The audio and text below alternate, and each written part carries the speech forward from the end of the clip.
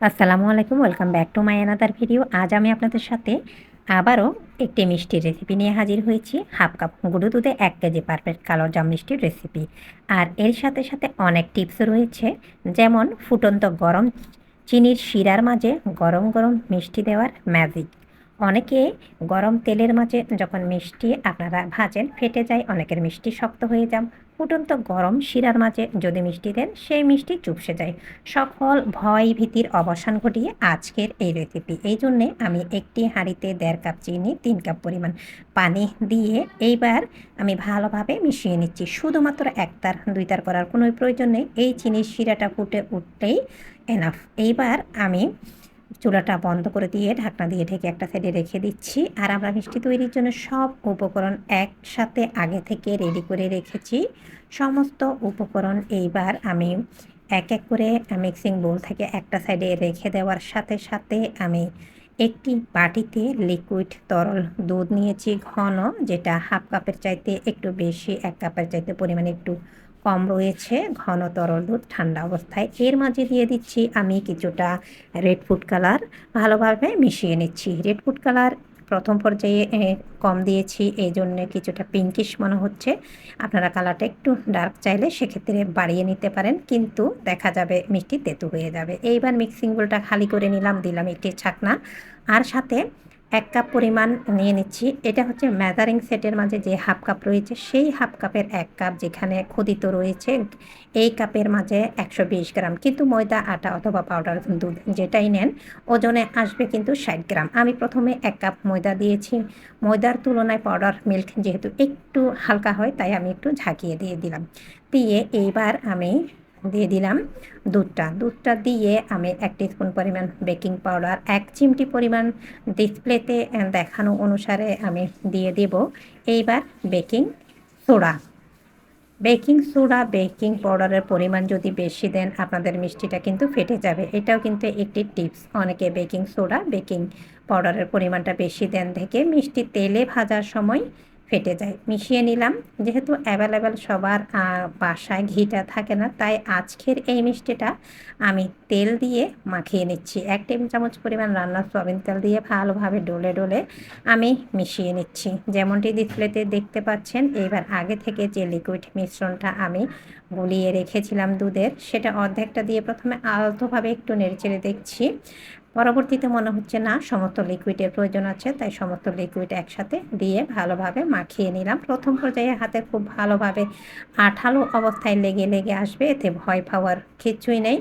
মনে হবে একদমই চিটচিটানো, হাত থেকে যেন আপনাদের এই ডোটা মিক্সিং বোলের মাঝে যাচ্ছি না। আসলে এরকম কিছুই না। কিছু সময় পরে দেখবেন এটা আরও কিছুটা শক্ত হয়ে এসেছে। এইবার এই অবস্থায় রেখে ঢাকনা দিয়ে ঢেকে শুধুমাত্র আমি হাতটা ধুয়ে আসবো। এই তো হাত ধুয়ে ফিরে আসলাম। এরই মাঝে আরও কিছুটা শক্ত হয়ে গিয়েছে। এইবার আমি মেজারিং সেটের মাঝে যে চামচ থাকে একটি 1.5 স্পুন পরিমাণ, সেই চামচটা নিয়েছি। সেই চামচের মাঝে কিছুটা সয়াবিন তেল আর হাতের মাঝে কিছু সয়াবিন তেল দিয়ে এইভাবে চামচ দিয়ে মেপে মেপে আমি প্রত্যেকটা মিষ্টি সমানভাবে শেপ দিয়ে লম্বালম্বিভাবে বানিয়ে নিচ্ছি।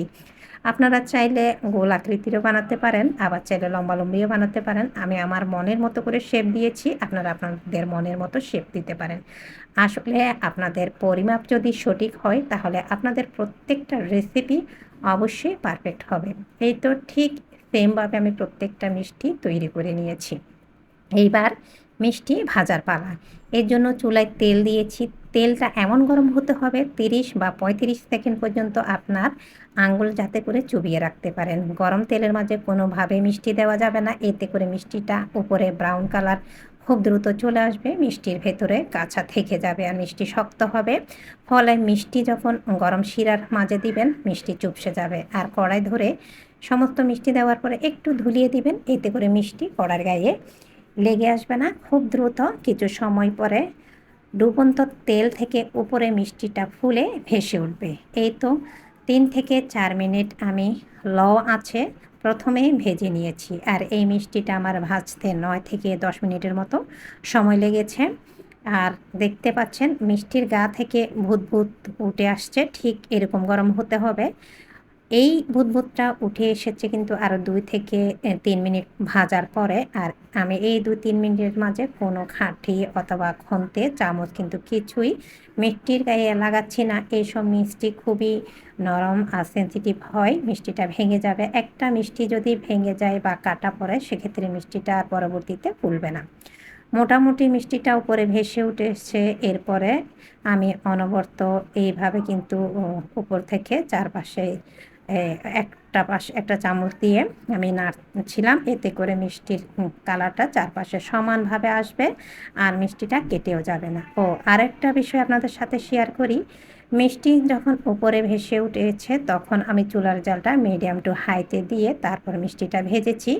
আপনাদের প্রত্যেকটা উপকরণ সঠিক হলে আপনাদের মিষ্টি একদমই পারফেক্ট হবে। কোনোভাবে মিষ্টির ভেতরে শক্ত থাকবে না, আবার মিষ্টি দেখা যাবে ফুটন্ত গরম শিরার মাঝে দিলে আপনাদের মিষ্টি চুপসেও যাবে না। আজকে আমি আপনাদের সাথে ফুটন্ত গরম চিনির শিরার মাঝে গরম মিষ্টি দিয়ে ম্যাজিকটা শেয়ার করছি। একদম ফুটন্ত তেল থেকে নিয়ে ফুটন্ত শিরার মাঝে আমি দিয়ে দিচ্ছি, যেমনটি আপনারা ডিসপ্লেতে এই সময় দেখতে পাচ্ছেন। এই তো দেখতে পাচ্ছেন আমার একটা মিষ্টিও কিন্তু চুপসাবে না, ভেতরেও শক্ত থাকবে না, আবার পরবর্তী সময়ে কিন্তু ফেটেও যাবে না। এই যে এইবার আমি সমস্ত মিষ্টি ভালোভাবে একটু মিশিয়ে দিলাম। আর মিষ্টি রান্নার ক্ষেত্রে সবসময় একটা ছড়ানো ব্যালেন্স করতে পারে মিষ্টি, এই ধরনের একটি হাঁড়ি নেওয়ার চেষ্টা করবেন। এই মিষ্টিটা আমি 15 থেকে 16 মিনিট পর্যন্ত রান্না করব মিডিয়াম টু হাই হিটে। এরই মাঝে মাশাআল্লাহ আমাদের মিষ্টিগুলি ফুলে ডাবলের চাইতে বেশি হয়ে গিয়েছে। এই সময় শিরার পরিমাণটা এতটুকু আছে, যখন আমরা চুলা থেকে নামিয়ে নিব, মানে এই মুহূর্তে চুলাটা বন্ধ করে দিয়ে সম্পূর্ণ ঠান্ডা করব। এরপর আমি নর্মাল ফ্রিজে রাখবো আর 1 থেকে 1.5 ঘন্টা পর। এরপরে ফিরে আসলাম, মাশাআল্লাহ আমাদের মিষ্টিটা ফুলে আরও ডাবল আর শিরার পরিমাণটাও একদম কমে গিয়েছে। এই তো মিষ্টি এবার আমি একটি সার্ভিং ডিশে নিয়েছি, সাথে আপনাদের সাথে কেটেও শেয়ার করছি। মাশাআল্লাহ আমাদের এরই মাঝে কিন্তু একদম ফেটে যাওয়া ছাড়া, ভেতরে শক্ত হওয়া ছাড়া, ফুটন্ত গরম শিরার মাঝে যে মিষ্টি দিলে চুপসে না যায়, সব কিছু পারফেক্ট করে আমরা হাফ কাপ গরুর দুধ দিয়ে পারফেক্টভাবে 1 কেজি কালোজাম মিষ্টির রেসিপি বা মিষ্টি তৈরি করে ফেললাম। এটা ছোট থেকে বয়স্ক সবারই পছন্দ। আপনারা চাইলে যে কোনো অতিথি আপ্যায়নে অথবা আপনাদের যে কোনো প্রিয়জনের জন্য এই রেসিপিটা বানাতে পারেন। আবার চাইলে যে কোনো অকেশনও নিতে পারেন।